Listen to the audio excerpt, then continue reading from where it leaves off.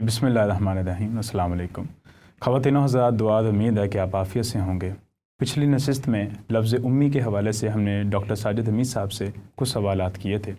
उस गुफ्तगू के हवाले से कुछ मज़ीद सवालात हैं जिन्हें हम दोबारा से डॉक्टर साजिद हमीद साहब से पूछेंगे। अस्सलाम वालेकुम डॉक्टर साहब। वालेकुम अस्सलाम। डॉक्टर साहब, हम ये पूछना चाहते हैं, आपने लफ्ज़ उम्मी के हवाले से एक इस्तिलाह इस्तेमाल की और उसके बारे में ये हमें वजाहत दी थी कि ये उम्मी का से मुराद ये है कि अहले किताब ना होना, यानी कि नबी अलैहिस्सलाम जो कि अहले किताब में से ना थे, लिहाजा आप उम्मी थे। तो ये सर एक नई राय नहीं है, क्योंकि हम जब इस राय को पहले देखते आ रहे हैं तो उलमा इसको पढ़े लिखे या अनपढ़ या इलिटरेट या किसी उस्ताद से ना पढ़े होने के माना में बयान कर रहे हैं। तो आपने क्या ये नई राय का इजहार नहीं किया? मैंने अर्ज़ किया था कि कुरान मजीद में अल्लाह ताला ने यह बयान फरमाया है कि मैंने उम्मीयीन में रसूल भेजा था, और उम्मीयीन में रसूल भेजने का मतलब है कि उस कौम में भेजा जो जिनको उम्मी कहा जा रहा है, और उनमें से एक आदमी जो भी होगा वो उम्मी कहलाएगा। ठीक है, फितरी सी बात है। ये मैंने इस्तदलाल कायम किया था।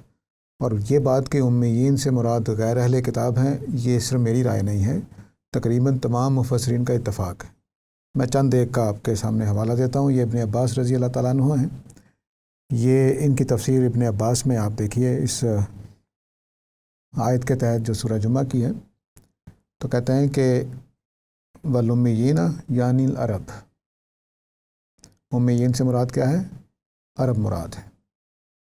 अल्लामा तबरी कहते हैं अल उम्मीयीन अल्लज़ीना ला किताब लहुम मिन मुशरिकी अल अरब, के वो लोग जिनके पास कोई किताब नहीं है, यानी मुशरिकीन अरब में से। अल्लामा ज़मख़शरी भी यही कह रहे हैं, बिल्कुल वही अल्फाज जो अल्लामा तबरी ने इख्तियार किए हैं, वल्लज़ीना ला किताब लहुम मिन मुशरिकी अल अरब। जलालैन मशहूर तफसीरों में से है मुशरिकी अल अरब, यानी वो और कोई लफ्ज़ ही नहीं बोल रहे, कहते अरब, यानी उन्होंने ला किताब लहुम भी नहीं बोला। तो इस वजह से अब अल्लाह ताला ने कहा कि मैंने इन उम्मीयीन में भेजा, यानी अरब के मुशरिकीन के अंदर रसूल भेजा है, उनके अंदर भेजा है जिनके पास कोई किताब नहीं है। तो ये इतने बड़े बड़े मुफस्सिरीन ये बात शुरू से कर रहे हैं, ये कोई नई राय नहीं है।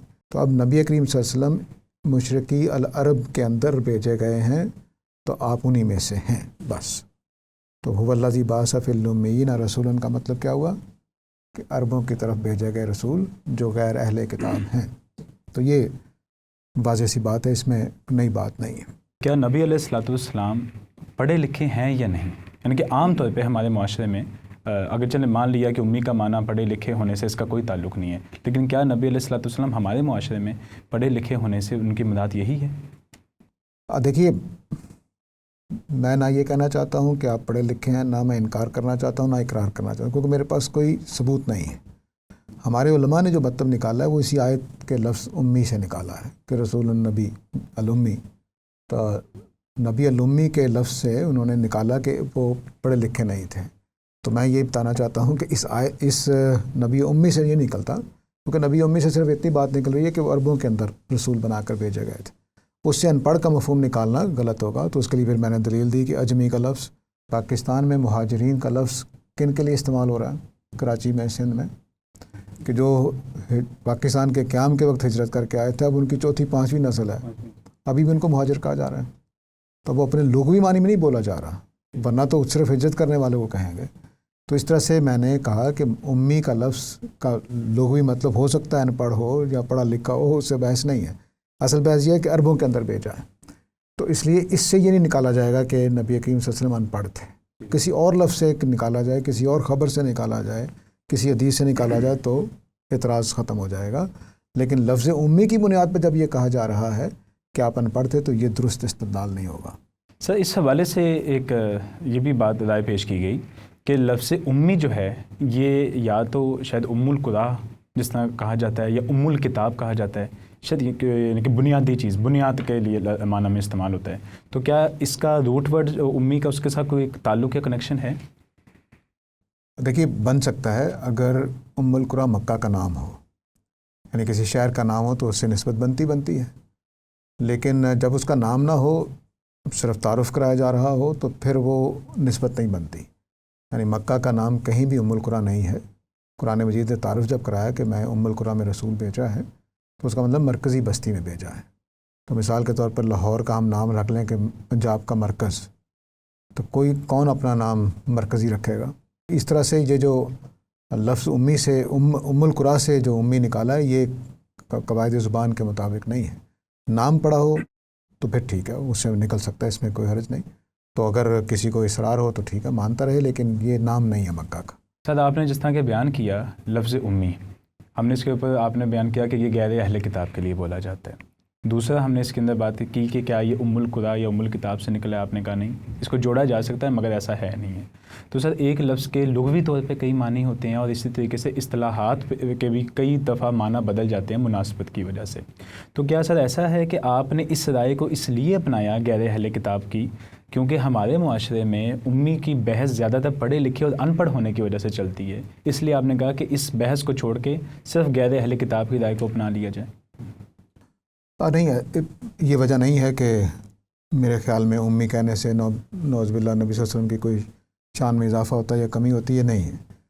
اس وجہ سے نکالا کہ جس آیت میں آپ کو نبی امی کہا گیا ہے وہ یہود کو بتایا جا رہا ہے کہ تمہارے بیچ میں وہ رسول آ گیا ہے جو مشرقی عرب میں سے آنا تھا، بنی اسماعیل میں سے آنا تھا. بنی اسماعیل کا نام تم نے امی رکھ دیا ہوا ہے، تو اس لیے ان میں سے رسول آ گیا ہے. تو سیاق و سباق آیت کا یہ بتا رہا ہے کہ حوالہ دیا جا رہا ہے کہ کس رسول کو ماننے کا مطالبہ ہو رہا ہے. تو اس مطالبے میں ان پڑھ ہونے یا پڑھے ہونے کی کوئی ضرورت نہیں ہوتی. مطالبہ یہ بتایا یہ جا رہا ہے کہ جس قوم میں رسول آنے کا آپ کو معلوم ہونا چاہیے کہ تورات میں حضرت موسیٰ نے بنی اسرائیل سے یہ وعدہ لیا تھا کہ تمہارے بھائیوں میں سے ایک رسول آئے گا.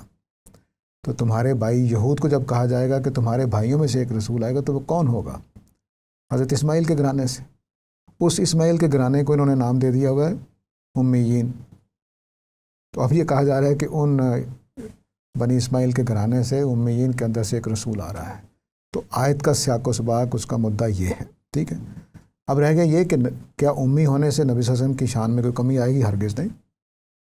ایک لحاظ سے دیکھا جائے تو ایک ایسا آدمی جو امی ہے وہ اتنے شاندار کلام کر رہا، آپ کی حدیثیں دیکھ لیں، آپ کا قرآن دیکھ لیں، تو ایک عظیم ہستی کا تصور سامنے آتا ہے.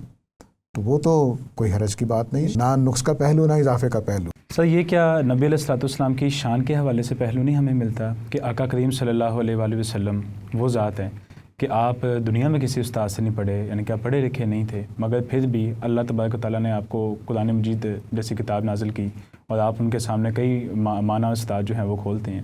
تو ہمارے ہاں یہ نبی علیہ الصلوۃ والسلام کی شان کے حوالے سے پہلو بیان کیا جاتا ہے کہ آپ امی تھے، آپ پڑھے لکھے نہ ہونے کے باوجود آپ امت کے لیے بہت ساری ہدایات جو ہیں وہ دے گئے.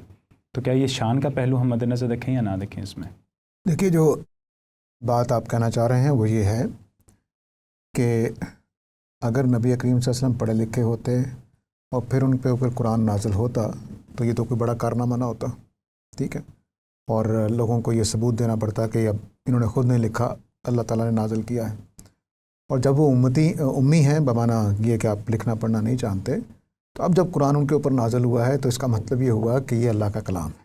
ٹھیک ہے، تو یہ استدلال کوئی کر سکتا ہے، میں اس کو اچھا سمجھوں گا کہ بالکل ٹھیک دلیل ہے کہ اگر ایک آدمی نہیں پڑھ لکھ سکتا اور پھر وہ اتنی شاندار کتاب لکھ رہا ہے تو پھر ظاہر ہے کہ وہ معجزہ تو ہو جائے گا. لیکن یہ غور کرنے کی چیز ہے کہ دنیا میں جتنے بھی پہلے لوگوں نے کوئی چیز ایجاد کی، مثلا جو دنیا میں پہلا شاعر ہوگا کسی زبان میں، وہ پڑھا لکھا تھا؟ نہیں. جو پہلا خطیب تھا کسی زبان میں، جو قدیم تہذیبوں میں، تو کیا اس نے کسی خطابت کی کسی جگہ سے تعلیم پائی تھی؟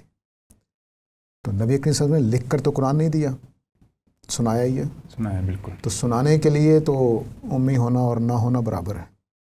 ٹھیک ہے نا، کہ آپ ذہن میں، اللہ معاف کرے، ذہن میں تشکیل کر رہے ہیں قرآن کو اور پھر سنا رہے ہیں. جیسا کہ قریش نے اعتراض بھی کیا کہ ایک اجمی آتا ہے جو آپ کو سکھا جاتا ہے. ٹھیک ہے، تو اب اس سے کیا، یعنی وہ اس وقت کے قریش تو نہیں مان رہے کہ امی ہونے سے مسئلہ ٹل گیا، وہ کہہ رہے ہیں کہ اور آ کے سکھا جاتا ہے. ٹھیک ہے، تو اصل چیز جو کہنے کی ہے وہ یہ ہے کہ آپ امی ہوں یا نہ ہوں، بمانا پڑھنا لکھنا نہ جاننے والی ہستی کے، تو اس سے نبوت کے اوپر کوئی اثر نہیں پڑتا. یعنی کہ امی نبی علیہ الصلوۃ والسلام ہیں اور غیر اہل کتاب میں سے اگر یہ مانا لیا جائے وہ بھی بات ٹھیک ہے. جب معجزہ تب تھا کہ آپ ہیں امی لیکن قرآن لکھ کر دے رہے ہیں. معجزہ ہو گیا. موضوع ہو گیا. ٹھیک ہے. تو اب تو زبانی سنا رہے ہیں بس. اب وہ ہمارا جو قرآن کے کتاب الہی ہونے کا استدلال ہے وہ الگ سے ہے، وہ امی ہونے سے ثابت نہیں ہوتا. یعنی امی ہونے سے آدمی سنانے کے لائق نہیں ہوتا، یہ دلیل دینی پڑے گی آپ کو. اور وہ کلام تراش نہیں سکتا، اور وہ کلام بنا نہیں سکتا. آخر نبی کریم صلی اللہ علیہ وسلم باتیں کرتے تھے، پہلے بھی کرتے تھے. جی حدیث کا مجموعہ ہمارے سامنے ہاں. ہے. بالکل. اور جو آپ کے زمانے کے لوگ ہیں، اقسم سیفی وغیرہ جو خطبات ہے، وہ کہاں سے سیکھتے تھے؟ تو یہ کوئی بات نہیں ہے کہ امی ہونے سے قرآن نازل ہوگا تو معجزہ ہو جائے گا. یہ اپنی جگہ ہے، لیکن میں اس استدلال کو اہمیت دے سکتا ہوں، اور یہ ایک اچھی بات ہے کہ ایک امی آدمی جو ہے اس نے اتنی شاندار کتاب دی، تو اس میں کوئی شبہ نہیں کہ ایک بڑی بات ہے، اس میں کوئی شبہ نہیں. سب امی ہونے کے اعتبار سے اگر ہم دیکھیں تو نبی علیہ الصلوۃ والسلام دنیا میں کسی سے پڑھے لکھے نہیں تھے، مگر جیسے ہی آپ نے اعلان نبوت کیا تو آپ نے ایسا کلام پیش کیا کہ اس کے اندر بڑی بڑی معلومات ہے، بڑے عجائب ہیں. تو کیا یہ آپ کی شان کا پہلو نہیں ہے؟ کہ میں اس کا انکار نہیں کر رہا ہوں کہ آپ نہ کسی یونیورسٹی گئے، نہ کالج گئے، نہ کہیں پڑھا، نہ کتابیں پڑھتے ہوئے نظر آ رہے ہیں. قرآن نے اس کو بیان بھی کیا ہے کہ آپ کتاب پڑھنے والے آدمی نہیں ہیں. تو اس کے باوجود اتنا شاندار کلام کر رہے ہیں تو یہ خدا کی طرف سے ہونے کی علامت ہے. میں صرف جس بات کی نفی کر رہا ہوں وہ یہ کہ امی کے لفظ سے ان پڑھ نہ نکالیں. وہ الگ سے کہیں سے ثابت ہوتا ہے تو سر آنکھوں پر کوئی مسئلہ نہیں ہے، لیکن یہ کہ اور دوسری بات یہ میں عرض کر رہا ہوں کہ ان پڑھ ہونے یا پڑھے لکھے نہ ہونے سے یہ کہنا کہ اس میں بڑی اعلیٰ کتابیں، تو ان کا علم کسی اور طرح کا بھی ہو سکتا ہے. ضروری تو نہیں کہ مدرسے میں جائے آدمی یا اسکول جائے تبھی وہ سیکھتا ہے. اب کتنے ہی علماء ہوں گے دنیا میں جو کبھی مدرسے نہیں گئے، ابتدائی تعلیم حاصل کی بس وہ اس کے بعد. اور نبی کریم صلی اللہ علیہ وسلم جب یہ بات کر رہے ہیں پڑھنے لکھنے کی تو وہ کوئی اسکول کالج جانے کی بات نہیں کر رہے کہ آپ کیا عربی عبارت پڑھ سکتے تھے کہ نہیں لکھی ہوئی. بس اتنی بات ہو رہی ہے، اس سے زیادہ کوئی بات نہیں ہو رہی. یہ پڑھنا کہ بڑا اسکالر بننے کے لیے پڑھنا ہے، یہ تو زیر بحث ہی نہیں ہے. اس کا کوئی ثبوت کیا قرآن سے واضح ہے، یہ تو بالکل واضح ہے. تو آپ اس کے اتنے کتاب نہ پڑھے ہونے کے باوجود بڑے بڑے کتاب والے پیچھے رہ جائیں تو اس میں کوئی شبہ ہی نہیں ہے. یہ شان تو آپ کی نظر آتی ہے، اور یہ خدا کی وجہ سے خدا کا کلام ہے. اور اس کے بعد پھر آپ کی زبان سے جو چیزیں صادر ہوئی ہیں وہ بھی ویسے ہی علم و بصیرت سے مملو ہیں. اور غالباً وہ فیضان ہے جس کو اللہ تعالیٰ قرآن مجید میں بیان کرتے ہیں کہ میں اپنے انبیاء کو 3 چیزیں دیتا ہوں: علم، کتاب اور حکم. تو جو حکم ہے یہ ایک بڑی اہم چیز ہے. حکم کا مطلب یہ ہوتا ہے کہ آپ کے پاس ایک ایسی فیصلہ کن طاقت، فیصلہ کن بصیرت آ گئی ہے کہ آپ حق اور باطل کے درمیان امتیاز کر سکتے ہیں. اور اس موقع پر میں آپ کو کیا بات کہوں جب آپ نے یہ سوال کیا ہے، یہ دانائی رسولوں کو ملتی ہے، علم رسولوں کو ملتا ہے. حضرت عیسیٰ کے بارے میں اللہ تعالیٰ کے الفاظ میں کہ میں نے ان کو، خود اللہ تعالیٰ کہہ رہے ہیں، میں نے عیسیٰ کو تورات اور انجیل کی تعلیم دی. تو یہ نبی کے ساتھ بھی ایسا ہی ہوگا، محمد صلی اللہ علیہ وسلم کے ساتھ. تو جو وہ شک صدر وغیرہ کا واقعہ بیان کیا جاتا ہے تو اس میں ہوا کیا ہے، وہ علم و بصیرت آپ کے دل میں ڈال دیا گیا ہے. تو وہ ایک الگ بات ہے کہ آپ یونیورسٹی نہیں گئے، وہاں نہیں گئے، لیکن خدا کے ساتھ وہ اللہ کے رسول ہیں، ان کو اختیار کیا گیا. تو اس میں کوئی شبہ ہی نہیں ہے، معجزہ ہے، اس میں کوئی شبہ نہیں. اس معجزے کا کون انکار کر سکتا ہے؟ لیکن میں یہ عرض کر رہا ہوں کہ کوئی آدمی PhD بھی ہو تو قرآن مجید کے ان کے اوپر قرآن اترے تو قرآن میں خود ایسے خصائص ہیں کہ وہ PhD نہیں لکھ سکتا. یہ الگ سے ایک بات سمجھنی چاہیے. اس کا نبی صلی اللہ علیہ وسلم کے ساتھ یہ تعلق نہیں ہے کہ آپ پڑھے لکھے تھے کہ نہیں. قرآن مجید میں خود ایسی چیزیں ہیں کہ جو انسانی کلام نہیں ہیں. خاص سارے PhD مل کر آ جائیں. قرآن یہی تو دعویٰ کر رہا ہے کہ سارے شہداء اکٹھے کر لو، اپنے شاعر، اپنے خطیب، اور قرآن جیسا کلام لے آؤ. تو وہ نہیں لا سکتے. ٹھیک ہے. یہود کو بھی چیلنج کر دیا کہ تم بھی لے آؤ، کوشش کر لو. یہود کے اندر تو علماء بھی تھے. تو وہ ایک قرآن کی خدا کا کتاب ہونے کی ثبوت الگ ہے. نبی کریم صلی اللہ علیہ وسلم کا پڑھے لکھے نہ ہونا اور اس کے بعد اتنی شاندار باتیں کرنا یہ ایک الگ بات ہے. دونوں کو الگ الگ رکھنا چاہیے. دونوں میں ایک طرف نبی صلی اللہ علیہ وسلم کی ذات معجزہ ہے، ایک طرف قرآن مجید معجزہ ہے. تو اس کا کوئی انکار نہیں ہے. لیکن لفظ امی سے ان پڑھ نکلنا ثابت نہیں ہوتا. صرف میرا سارا مدعا اتنا ہی ہے. آپ نے ابھی امی لفظ کے بارے میں بتایا کہ امی لفظ سے یہ حتمی نہیں ہو سکتا کہ رسول اللہ صلی اللہ علیہ وسلم نہیں پڑھنا لکھنا جانتے تھے. تو کسی اور قرینے سے ہمیں معلوم ہو جائے تو یہ الگ بات ہے. لیکن ہمیں کچھ احادیث ملتی ہیں، مثال کے طور پر حدیث کے الفاظ ہیں کہ جب پہلی وحی نازل ہوئی تو اللہ کے نبی نے خود فرمایا کہ ما انا بقاری، میں پڑھنے لکھنے والا نہیں ہوں. تو اس کی وضاحت کیسے ہوتی ہے؟ بہت اچھا سوال ہے. قاری کا مطلب کیا ہوتا ہے؟ عربی زبان میں قاری کا مطلب پڑھنے والا نہیں ہے. وہ تمام مفسرین کو اٹھا کر دیکھیے، کسی نے یہ جملہ نہیں لکھا، قدیم مفسرین کی بات کر رہا ہوں، کہ نبی صلی اللہ علیہ وسلم اس امی کے نیچے لکھے کہ وہ قاری نہیں تھے. نہیں لکھا کسی نے. کیوں؟ کیونکہ قاری کا مطلب پڑھنے لکھنے والا ہے ہی نہیں. یہ الفاظ آتے ہیں لم یقرؤ، یہ تو الفاظ آتا ہے کہ نہ آپ پڑھ سکتے تھے نہ آپ لکھ سکتے تھے. قاری کے الفاظ نہیں آتے. قاری کے الفاظ نہیں آتے. تو اب اس کو سمجھیے کہ مثلا ہمارے ہاں قاری کا لفظ دو معنی بولا جاتا ہے. کتاب پڑھنے والے کو بھی قاری کہتے ہیں. قارئین سے التماس ہے کہ میری کتاب ذرا دھیان سے پڑھیں. ٹھیک ہے، کوئی تنقیدی بات ہو تو مجھے بتائیے. تو اب قارئین قاری کی جمع ہے. لیکن جب ہم کہتے ہیں قاری صاحب آئے ہیں بچوں کو پڑھانے کے لیے، تو کیا مطلب ہوتا ہے؟ وہ بری شخصیت ہے. ریڈر نہیں، قرآن کا معلم. ٹھیک ہے نا. جب ہم کہتے ہیں قاری صاحب بچوں کو پڑھانے کے لیے آئے ہیں تو اس کا مطلب ہوتا ہے قرآن کا معلم. ٹھیک اسی معنی میں قدیم عربی میں استعمال ہوتا تھا. حضرت جبرائیل علیہ السلام نے نبی کریم صلی اللہ علیہ وسلم کو آ کر کہا کہ آپ اللہ کا پیغام لوگوں کو پہنچائیے. اقرا کا مطلب ہے اللہ کی آیتیں پڑھ کر لوگوں کو سنائیے. پورا جملہ ہے اقرا بسم ربک الذی. اگر اسی آیت کو لے لیں تو اللہ کے نام سے آپ پڑھ کر سنائیے. جی ٹھیک ہے. نبی صاحب نے کہا کہ مانا بیکاری، میں تو پڑھ کر سنانے والا نہیں ہوں. یعنی خصوصی طور پہ اس کتاب کی طرف وہ اشارہ کر رہے ہیں کہ میں کتاب پڑھنے والا نہیں ہوں. اس سے یہ نہیں کہہ رہے. جی آپ کہہ رہے ہیں کہ میں دعوت و تبلیغ کرنے والا آدمی نہیں ہوں. آپ میرے اوپر دعوت و تبلیغ کی ذمہ داری ڈال رہے ہیں، قرآن سکھانے کی لوگوں کو، قرآن کو جا کر لوگوں کو بتانے کی، تو میں یہ کام کرتا ہی نہیں رہا ہوں. پھر سر چیزیں میچ ہو رہی ہیں نا. دیکھیں نبی علیہ الصلوۃ والسلام کہتے ہیں جی میں معلم نہیں ہوں بالفرض. تو اس کے بعد دیکھیں جب وہ پھر معلم ہونے کا معنی بھی وہ پھر پڑھنے کے اعتبار سے ہی ہے نا. معلم کیا ہے؟ اگر کوئی قاضی صاحب بھی آتے ہیں تو وہ قاضی صاحب بھی کے ساتھ یہی ہوتا ہے نا کہ وہ پہلے بات کو پڑھیں گے پھر پڑھائیں گے. تو پڑھانے کا تو تعلق پھر بھی اس میں آ رہا ہے. یعنی کہ اگر منصب کو بھی نکال دیا جائے تو منصب میں ایکٹ وہی ہو رہا ہے. دیکھیے میں آپ سے کہوں کہ علامہ اقبال کی نظم پڑھیے مسجد قرطبہ، تو میں آپ کو کہہ رہا ہوں سنائیے مجھے. آپ کو اس وقت پڑھنے کی ضرورت ہے. آپ کو میں آپ کو کہیں سورہ فاتحہ پڑھیے. میت پہ ہم کیا کرتے ہیں؟ سورہ فاتحہ پڑھتے ہیں، کتاب کھول کے پڑھتے ہیں. تو پڑھنے کے مطلب کیا ہیں ان کو پوری طرح دھیان سے دینا چاہیے. معنی بیکاری کا مطلب عبارت پڑھنا صرف نہیں ہوتا، اس کو پڑھ جو دل میں یاد ہے اس کو سنانا بھی ہوتا ہے. اور قرآن نبی صلی اللہ علیہ وسلم کے دل پر نازل ہونا ہے، انہوں نے پڑھ کے سنانا ہے. وہ کہہ رہے ہیں کہ میں تو یہ کام کرتے ہی نہیں رہا ہوں، میں یہ کام نہیں کر سکتا، میں نے کبھی کیا ہی نہیں ہے. معنی بیکاری کا مطلب یہ تھا. یہ نہیں کہ میں تحریر نہیں پڑھنا جانتا. یہ تو ہم نے امی کے معنی طے کیے پھر اس کے حدیث میں بھی ڈال دیے. تو خدمت قرآن کا جو کام مجھے آپ سونپ رہے ہیں میں وہ نہیں کر سکتا. معنی بیکاری. اس کے بعد انہوں نے کیا کیا؟ جبرائیل نے آپ کو 3 دفعہ سینے سے لگایا ہے، تو پھر انہوں کو پڑھ لیا، پڑھنا آ گیا تھا، تو پھر امی کیسے رہ گئے؟ اگر 3 دفعہ جبرائیل علیہ السلام کے سینے سے لگانے کے بعد وہ پڑھنے والے بن گئے کہ اب میں پڑھ سکتا ہوں، تو پھر تو ان پڑھنا رہے. بالکل.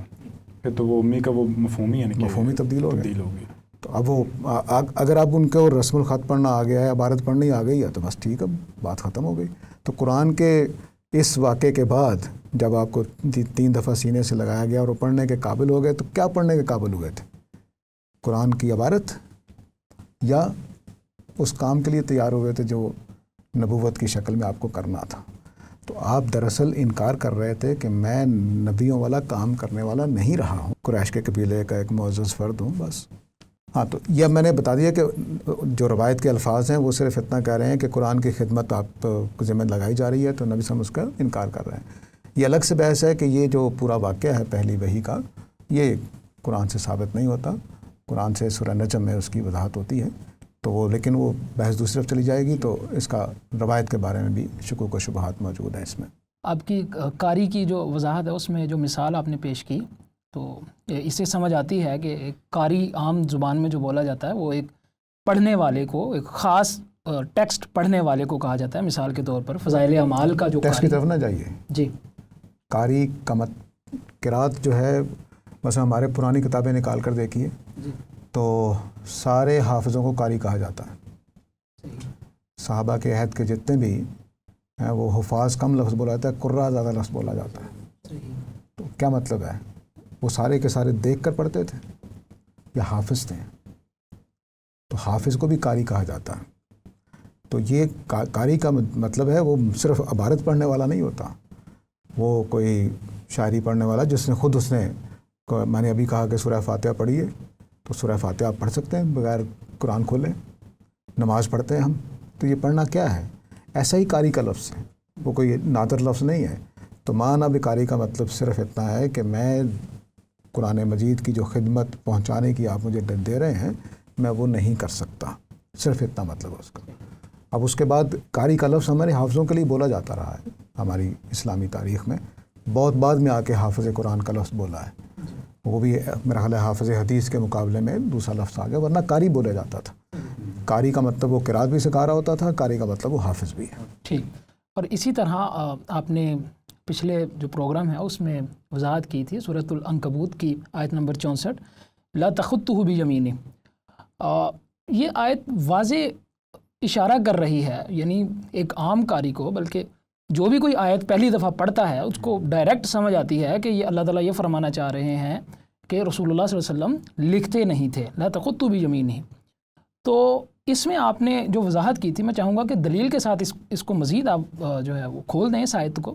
ڈاکٹر صاحب, بلکہ سیرت سے بھی یہ واضح ہے کہ رسول اللہ صلی اللہ علیہ وسلم نے کبھی بھی وحی خود نہیں لکھی, بلکہ وحی کو لکھنے کے لیے کچھ لوگ, کچھ اصحاب جو تھے وہ مقرر تھے. تو اس سے بھی کیا اس چیز پر دلیل نہیں لی جا سکتی کہ رسول اللہ صلی اللہ علیہ وسلم لکھ نہیں سکتے تھے یا پڑھ نہیں سکتے تھے؟ بڑی اچھی بات ہے, جو بھی چیز آپ دلائل لے آئیں میں اس کو تسلیم کرتا ہوں, کوئی مسئلہ نہیں, لیکن امی سے نہ نکالیں, بس میں اتنا کہنا چاہتا ہوں. میرا سارا زور اس بات پہ ہے کہ امی پر نہ نکالیں. اور اس میں کوئی شبہ نہیں کہ نبی صلی اللہ علیہ وسلم لکھتے ہوئے کہیں بھی ہماری رپورٹ میں نہیں آتا کہ آپ کوئی بیٹھ کے لکھ رہے تھے, یا آپ نے خطوط لکھے ہوں, یا آپ نے قرآن مجید کا متن عبارت جو ہے وہ خود لکھا ہو. اس کا کوئی ہمارے پاس ثبوت نہیں ہے.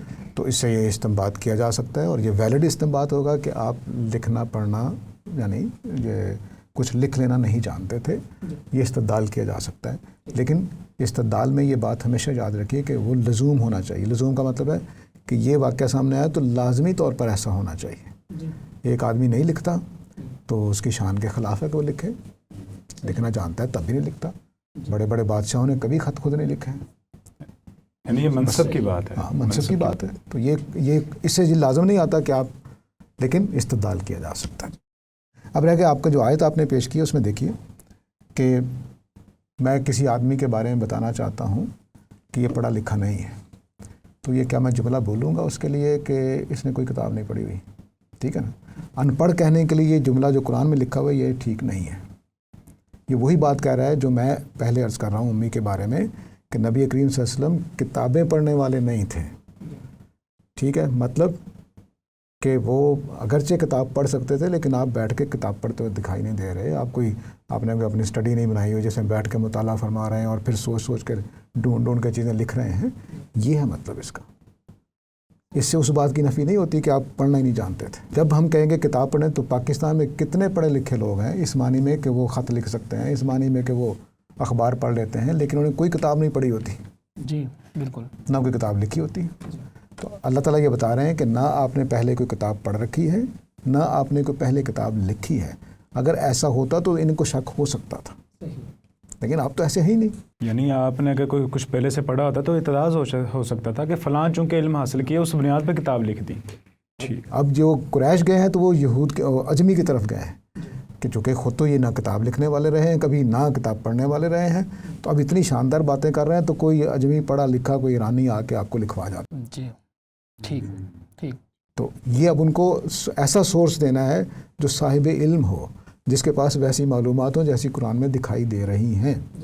اس کے لیے وہ اجمی کے پاس گئے ہیں, نبی صلی اللہ علیہ وسلم کے پاس نہیں آئے, کیونکہ نبی صلی اللہ علیہ وسلم کتاب لکھتے ہوئے نہ پہلے نظر آ رہے ہیں نہ کتابیں پڑھتے ہوئے دکھائی دے رہے ہیں. ٹھیک ہے, تو یہ وہ اس کے اندر ہے. تو جب آپ نے کہنا ہو کہ آدمی پڑھنا لکھنا نہیں جانتا تو وہی جملہ بولا جائے گا جو مفسرین لکھ رہے ہیں.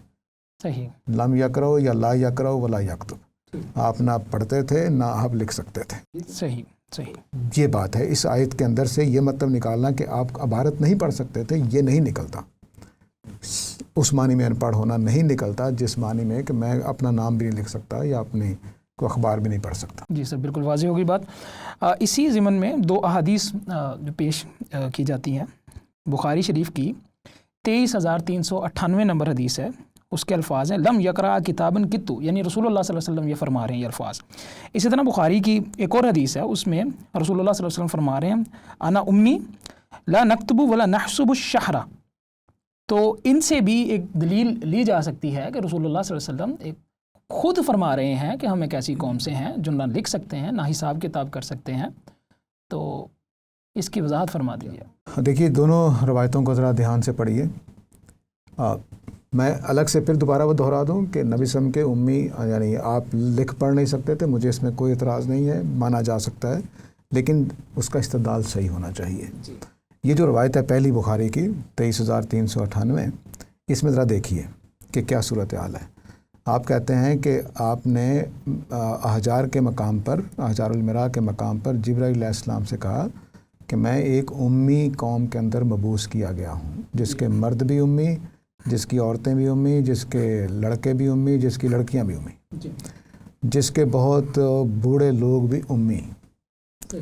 الذی لم یقرأ کتابا قط، یہ ساری قوم وہ ہے پوری کی پوری قوم نے کبھی کوئی کتاب نہیں پڑھی. یہ نہیں بتا رہے آپ کہ وہ لکھ نہیں سکتے اور پڑھ نہیں سکتے. کتاب نہیں پڑھی، لیکن اس کا ہرگز یہ مطلب نہیں کہ باشعور نہیں ہے، سمجھدار نہیں ہے، معاملہ فہم نہیں ہے، یا عبارت نہیں پڑھ سکتے، لکھ نہیں سکتے، یہ مطلب نہیں ہے. تو نبی کریم صلی اللہ علیہ وسلم کون ہے؟ امی، یعنی جن کے پاس اہل کتاب کی طرح کتاب نہیں ہے. عرب قوم کون سی ہے؟ امی، جن کے پاس تورات اور انجیل کی طرح کتاب نہیں ہے. یہی حدیث کہہ رہی ہے. یہ حدیث واضح طور پر اس بات کی تائید کر رہی ہے جو میں بیان کر رہا ہوں کہ آپ اہل کتاب میں سے نہیں تھے، آپ کی امت بھی اہل کتاب میں سے نہیں تھی، کیونکہ پوری کی پوری امت نے کبھی کوئی کتاب نہیں پڑھی. صرف نبی صلی اللہ علیہ وسلم نہیں، پورے ابو بکر، عمر، عثمان، انہوں نے کبھی کوئی کتاب نہیں پڑھی. یہ آپ کہہ رہے ہیں. اس کے بعد دوسری دیکھیے، یہ بخاری کی 1913 نمبر حدیث ہے. انا امت امیہ، وہی بات جو پہلے کہی ہے کہ ہم تو ایک امی امت ہیں، ہم نہ لکھتے ہیں نہ مہینوں کا حساب رکھتے ہیں. تو یہ آپ اشارہ کر رہے ہیں کہ ہم عراقیوں کی طرح، ایرانیوں کی طرح اور مصریوں کی طرح کو مہینوں کا بڑا لمبا چوڑا حساب رکھ کے فلانا مہینہ گزر گیا، اب یہ اتنے آنے، اب فلاں تاریخ آنی ہے، اس طرح کا کام ہم نہیں کرتے رہے. تو اس میں بھی وہ والا ان پڑھ ہونا مراد نہیں کہ عبارت نہیں پڑھ سکتے. اس کا مطلب ہے کہ آپ سادہ امت تھے، سادہ لوگ تھے. وہ مصریوں کی طرح کوئی بہت حساب کتاب، کوئی کیلنڈر بنا رکھے تھے، کوئی گوشوارے بنا رکھے تھے، کوئی رجسٹر بنا رکھے تھے جس میں ہر چیز لکھ کر حساب کی ہوئی تھی. یہ حضرت عمر کے زمانے میں شروع ہوا ہے ہجری کا کیلنڈر، اس سے پہلے کیلنڈر بھی کوئی نہیں تھا. لیکن ڈاکٹر صاحب اس میں پھر وہ بات ایڈ کی جا سکتی نا، بے شک یہ حساب کتاب نہیں کرتے تھے، لیکن انہی کے ہاں جب بکاس کی منڈی لگتی ہے اور شعراء کے، تو پھر جب جو جس شعر کے اوپر جیتا جاتا ہے اس کی تختی بنا کے کعبۃ اللہ کی دیوار پہ لٹکائی جاتی ہے، تو اس کے اندر لکھ بھی رہے ہیں تو اس حساب سے پڑھ بھی رہے ہیں، عبادت پڑھ رہے ہیں. تو اب اس کا یہ واضح بات ہے نا کہ یہ جو امت ہے یہ اس طرح کی پڑھی لکھی نہیں جس طرح کہ عراقی اور مصری اور ایرانی ہیں، وہ مطلب ہے جہاں پر. لیکن باقی لکھنا پڑھنا جانتے ہیں. بدر کا واقعہ اس بات پر گواہ ہے کہ نبی صلی اللہ علیہ وسلم نے کہا مکہ والے جو مہاجرین، مکہ والے جو گرفتار ہو کے آئے تھے کہ آپ 10 بچوں کو پڑھا دیں تو آزادی لے لیں. تو پڑھنا جانتے تو پڑھنا جاننا ایک الگ چیز ہے، عبارت پڑھ سکنا، لفظ پڑھ سکنا ایک الگ بات ہے، اور پڑھے لکھے ہونا کہ حساب کتاب کریں، کوئی کیلنڈر بنا کے رکھیں، کوئی جو ان کی انجینئرنگ بن چکی ہوئی ہے، عربوں کے پاس یہ نہیں تھا. اس بات ہی کو بیان کر رہے ہیں نبی اکرم صلی اللہ علیہ وسلم دونوں حدیثوں میں، اسی کو بات بیان کر رہے ہیں. اللہ تعالیٰ اس آیت میں سورہ عنکبوت کی کہ نہ تم نے کوئی کتاب پہلے پڑھی ہے نہ کوئی کتاب لکھی ہے. تو کتاب لکھنا ایک اگلی چیز ہے پڑھے لکھے ہونے سے. ہمارے پاکستان میں فرض کر لیجیے کہ 80% لوگ پڑھے لکھے ہیں، تو ہمیں کتاب لکھنے والے کتنے ہیں اور کتابیں پڑھنے والے کتنے ہیں؟ بہت تھوڑے. تو میٹرک بہت تھوڑے لوگوں نے کیا ہوگا، یہ پڑھے لکھے ہیں. میٹرک ان پڑھ تو نہیں ہوتا نا، لیکن سارے میٹرک والوں کو بلا لیں کتنی کتابیں پڑھی ہوں گی انہوں نے. تو یہ ایک الگ بات ہے کہ کتاب پڑھنے والا، کتاب لکھنے والا ہے، حساب کتاب رکھنے والا، کیلنڈر بنانے والا، وہ انجینئرنگ دکھانے والے جیسے مصری بن گئے ہوئے تھے، جیسے ایرانی بن گئے ہوئے تھے، بڑے بڑے فلسفے کی کتابیں لکھی ہوئی ہیں، تو یہ تو آپ کی امت نہیں تھی ایسی، تو اس کو بیان کر رہے ہیں آپ، حدیثوں میں بھی اور قرآن مجید بھی اسی بات کو بیان کر رہا ہے۔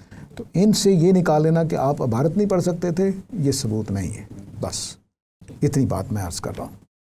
ڈاکٹر صاحب، پچھلی نشست میں آپ نے واضح فرمایا تھا کہ قرآن مجید کے اندر یہ جو الفاظ ہیں، الفاظ کو لکھنے کا جو خط میں جن کو غلطیاں کہا جاتا ہے، اصل میں یہ غلطیاں نہیں ہیں۔ اسی سے متعلق ایک دو مثالیں مزید جو ہیں وہ پیش کی جاتی ہیں۔ ایک سورۃ النمل کی آیت نمبر 21 ہے، جس کے اندر لَأَذْبَحَنَّهُ کے کا لفظ ہے، اور اسی طرح سورۃ الاعراف 145 نمبر آیت میں سَأُرِيكُمْ، اس میں ایک واو کا اضافہ ہے، تو یہ بھی غلطی کے طور پر پیش کی جاتی ہے قرآن مجید کے، ان کی بھی وضاحت فرما دیجیے۔ جی دیکھیے، میں رسم الخط کے بارے میں تھوڑی بات کرنا چاہوں گا۔ ہم اگر چلے جائیں کہ ہمارا جو لکھنے کا طریقہ ہے وہ ڈیولپ ہوا ہے، تو مثلاً پہلے قرآن مجید کی جو عبارت لکھی جاتی تھی، عرب جو بھی لکھتے تھے اس کے اوپر نقطے نہیں ہوتے تھے۔ تو اب میں ایک مثال آپ کو دیتا ہوں کہ اگر ہم نے نون لکھنا ہے تو ہمارا نون یوں ہوتا ہے، جی، لیکن اگر نقطہ نہیں لگانا تو پھر نون کی کیا نشانی ہے؟ ایسے کریں گے اور ایسے کر دیں۔ اب میرے آپ کے لیے اس میں نقطہ نہیں ہے، لیکن اس خط کو جاننے والے کے لیے اس میں نقطہ لگا ہوا ہے، ٹھیک ہے۔ اگر آپ نے سین لکھا ہے تو یوں ہے، اور اگر آپ نے شین لکھا ہے تو یوں ہے۔ یعنی یہ جو بات کہی جاتی ہے کہ رسم الخط میں، پہلے رسم الخط میں نکات موجود نہیں تھے، لیکن انہوں نے کچھ نشانیاں اس کی الگ سے مرتب کر کے رکھی۔ بالکل رکھے۔ اب دوسرا دیکھ لیجیے، اعراب کی طرف آ جائیے۔ جی، میں یہ اب جملہ لکھ رہا ہوں آپ کے، اس کو پڑھیے ذرا۔ میں گھر میں گر گیا۔ میں اور میں فرق کیوں کر رہے ہیں؟ اعراب بول رہے ہیں آپ۔ جی، میں گھر میں گر، گھر کو آپ اعراب دے رہے ہیں، میں کو آپ الگ اعراب دے رہے ہیں، میں کو آپ الگ اعراب دے رہے ہیں۔ بالکل بالکل۔ تو جب ہم کوئی جملہ بولتے ہیں، پڑھتے ہیں، تو اعراب لگے ہوئے بول رہے ہوتے ہیں۔ اب میں آپ کی سہولت کے لیے، آپ غیر اہل زبان ہیں، تو میں نے کہا یہ میں پر میں کے اوپر زبر لگا لیں، اس میں کی میم پر زیر لگا لیں۔ جی، تو یہ اعراب ہے، صرف کوئی تبدیلی نہیں رسم الخط میں، کچھ نہیں۔ جو میں بول رہا تھا اسی کی شکلیں بنا دی گئی ہیں، ٹھیک ہے۔ تو اب یہ دونوں باتیں واضح رہنی چاہیے کہ جو پرانا قرآن جس خط میں لکھا گیا اس میں اعراب نہیں تھے، لیکن اعراب قرات میں محفوظ تھے، جی، بولنے میں محفوظ تھے۔ جب ہم الحمدللہ بولیں گے تو اعراب بول رہے ہیں۔ تو جو نقطے تھے وہ بھی میں نے بتا دیا کہ اس کی کچھ دوسری علامتیں تھیں جو رکھی گئیں۔ اب صحابہ جب لکھ رہے ہیں تو انہوں نے اپنے زمانے کے جو رواج تھا اس کے مطابق لکھنا ہے، جو ان کے زمانے کا رواج تھا۔ تو اب پورے قرآن مجید میں دیکھ لیجئے کہ جب بسم اللہ لکھیں گے تو اللہ کے ساتھ، لفظ اللہ کے ساتھ جب بسم اللہ لکھیں گے تو ایسے لکھیں گے، لیکن جب کہیں گے بے اسم ربک تو ایسے لکھیں گے، بے اسم ربک، الف لکھ دیں گے۔ حالانکہ بسم اللہ بھی ایسی ہونی چاہیے، بسم اللہ پڑھنے میں دونوں میں کوئی مسئلہ نہیں، بسم ربک بسم اللہ، لیکن لکھیں گے اس کو بے اسم کر کے۔ اب اس الف کو پڑھا نہیں جائے گا،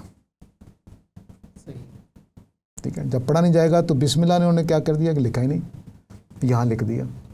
تو اب جو الف ہے عربی زبان میں بے شمار الف ہیں جو بولے نہیں جاتے، پڑھے نہیں جاتے، لکھے جاتے ہیں۔ مثلا فقالو، اس کا آخری الف کہاں ہے؟ اگر پڑھنا ہے تو پھر کہیں فقالو وا، لیکن نہیں پڑھا جائے۔ الف لام میں جو شروع میں آ جاتا ہے کبھی پڑھا جاتا ہے، کبھی نہیں پڑھا شمسی عام طور پہ حروف شمسی میں بالکل نہیں پڑھا جاتا۔ تو کتنے ہی الف ہیں جو نہیں پڑھے جاتے۔ یہ کس بات کی علامت تھے؟ پتہ نہیں۔ فقالو میں الف کیوں ڈالا ہے؟ نہیں پتہ۔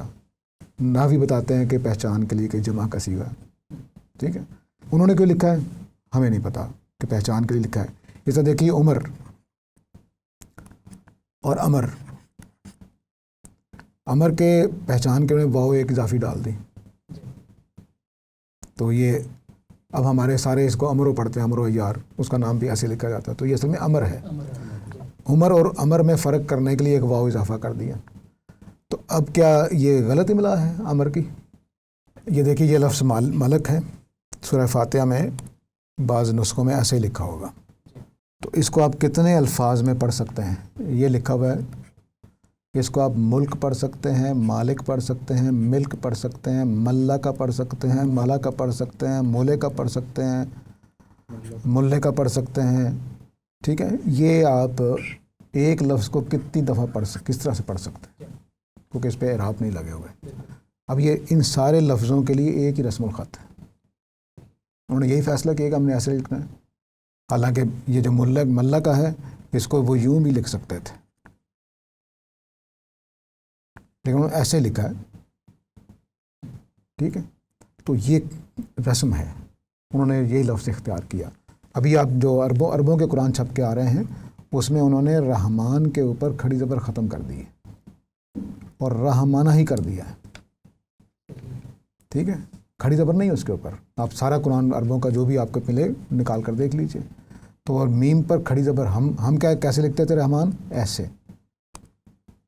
لیکن وہ اب عربوں نے ایسا لکھ دیا ہے. تو اس کو پڑھتے کیسے؟ رحمان پڑھتے ہیں، بالکل رحمان ہی پڑھتے ہیں. تو اب اعراب کے کھڑی زبر کو محروم کرنے کے بعد بھی ہم اس کو رحمان ہی پڑھ رہے ہیں. تو اگر آپ لفظ کو صحیح پڑھ رہے ہیں تو املا جو بھی ہو وہ صحیح ہے. اگر آپ لفظ کو صحیح پڑھ رہے ہیں، پہلا اصول یہ ہے کہ لفظ کو صحیح پڑھ رہے ہیں، املا جو بھی ہو، رحمان اس طرح سے لکھا ہو، اس طرح سے لکھا ہو، اس طرح سے لکھا ہو، یہ تینوں املا ٹھیک ہیں. یعنی اصلی اصول سماعی ہے، سماعی ہے. ٹھیک کہ آپ پڑھ کیا رہے ہیں. بعض کا ہم پورے لفظ لکھ ہی نہیں سکتے. اب اس کی میں مثال دیتا ہوں آپ کو. ہمارے اردو میں کیونکہ، یہ کیونکہ نہیں لکھا ہوا، یہ کیون کے لکھا ہوا ہے، جی بالکل، یا کیون کے لکھا ہوا ہے. ٹھیک ہے، ہم بیچ میں نون گنا لکھ ہی نہیں سکتے، ملا کر نون گنا لکھ سکتے ہیں ہم، تو ہم نے نون ہی لکھ دیا ہے. اصل میں تو املا جو لکھنا چاہیے تھا وہ یہ تھا، یہ الگ الگ کرنا چاہیے تھا، لیکن ہم نے اس کا رسم الخط یہ بنا دیا. اب یہی ٹھیک ہے، یہ بھی ٹھیک ہے، یہ غلط نہیں ہے، لیکن یہ بھی ٹھیک املا ہے. تو ہم کیون کے نہیں پڑھیں گے یا کیون کے نہیں پڑھیں گے، کیوں کے ہی پڑھیں گے، اور نون لکھے ہونے کے باوجود اس کو نون گنا پڑھیں گے. ٹھیک ہے، جیسے عربی کا لاکن ہے، ہم نے اس کو لیکن بنا دیا ہے. ہمارا رسم الخط یہی، ہم بول بھی یہی رہے ہیں. اور عربوں نے لاکن کا کھڑا زبر اٹھا دیا، پڑھتے لاکن ہی ہے لیکن لکھا ہوا لکن، جیسے رحمان کا. ٹھیک ہے، اب اردو میں ایک اور مثال دیکھیے، معاشرہ اور معاشرت. یہ عربی کا ایک ہی لفظ ہے جس کے دو املا کر دیے ہیں، یعنی گول تے کو ایک جمع لمبا کر دیا، ایک میں ہے بنا دیا، تو معنی بدل دیے. ایک ہی لفظ کو دو املا کر دیے، ایک ہی لفظ کو لکھنے کے دو طریقے اختیار کر لیے. تو یہ رسم ہوتی ہے. اس طرح محبت میں ہم نے ایسا کر دیا، حالانکہ عربی کا لفظ محبت ہے گولتے کے ساتھ، محبت نہیں کیا اس کو ہم نے محبت کر دیا. معاشرہ کر دیا معاشرت کو، اور معاشرت کر دیا معاشرت کو. یعنی کہ املا میں گرامر کے اصول کا امپلیمنٹیشن کوئی نہیں چیز ہوگی، نہیں ہے. کوئی چیز نہیں ہے. آپ اہل زبان کی مرضی ہے، جیسے انہوں نے لکھ دیا وہی اسٹینڈرڈ بن جائے گا. ٹھیک. اب یہاں پر آ جائیے کہ جو آپ نے ساوریکم ہے، یہ صحابہ نے دو جگہ لکھا ہے، دونوں جگہ ایک طرح سے لکھا ہے. اگر غلطی ہوتی تو چلو ایک جگہ ایسا ہو گیا، ایک جگہ ایسا ہو گیا، وہ لکھتے ہی ایسے. مان لیں، تسلیم کریں اس بات کو. اگر آپ رحمان کو رحمانہ کر سکتے ہیں تو وہ ساوریکم کو ساوریکم کیوں نہیں لکھ سکتے؟ لیکن یہ پڑھا نہیں جائے گا، یہ زائد ہے، پڑھا ساوریکم ہی جائے گا. عربوں نے ایسا پڑھا، صحابہ نے بھی ایسے پڑھا. اسی طرح یہ جو الف ہے یہ بھی صحابہ نے لکھ دیا ہے. یہ غالباً ہم نے تو چونکہ حمزے ڈال دیے ہیں، تو صحابہ نے غالباً لأذهبن میں جو ایک چھوٹا سا وقفہ ہے اس کو بیان کرنے کے لیے الف ڈالا ہوا ہے زائد، لأذهبن. ٹھیک ہے، اور اس الف کو کہا کہ پڑھنا نہیں ہے. ٹھیک ہے، تو اب یہ جو چیزیں یہ ان کے ساتھ، یعنی جو جیسے انہوں نے لکھ دیا بسم اللہ انہوں نے الف کے بغیر ہی لکھنا ہے، اور ہم نے ابھی تک وہی اختیار کر رکھا ہے. لیکن بے اسم کا، بے اسم ربک، اس میں الف لکھ دیں گے، حالانکہ لفظ وہی ہے، پڑھنا بھی ویسے جا رہا ہے، لیکن انہوں نے اس کے لیے وہ رسم رکھا ہے. ان کے لیے بعض اوقات ایک لفظ کے لیے رسم الگ ہو جائے گی، کوئی سٹینڈرڈ آپ نہیں بنا سکتے. جیسے میں نے بسم اللہ بتایا اور بے اسم ربک، میں بول رہا ہوں الف کو تاکہ فرق واضح ہو، ورنہ پڑھنا دونوں کو بسم ربک بسم اللہ. تو وہ جو الف ہے بسم اللہ اور بسم ربک میں، وہ دراصل صحابہ نے بس اختیار کر لیا، دونوں ہی ٹھیک ہیں، دونوں غلط نہیں ہیں۔ تو رسم الخط کو سمجھنا چاہیے کہ رسم الخط ایک اور طرح کی چیز ہے، اس کا گرامر کے ساتھ یا جو ہم لفظ بول رہے ہیں اس کے ساتھ کوئی تعلق نہیں۔ ہم نے ایک علامت بنائی ہے کہ رحمان کو لکھا رحمن جائے گا، پڑھا رحمان جائے گا، لکھا بے اسمک جائے گا، بے اسم ربک، پڑھا بسم ربک جائے گا۔ یہ مانی ہوئی بات ہے، اس کی وجہ سے نہ کہیں کہ قرآن میں غلطی ہے، نہ کہیں کہ گرامر کی غلطیاں ہیں، ایسا کچھ نہیں ہے۔ بالکل واضح ہو گئی بات سر، بہت شکریہ ڈاکٹر صاحب آپ کے اللہ خیر۔ قیمتی وقت کا۔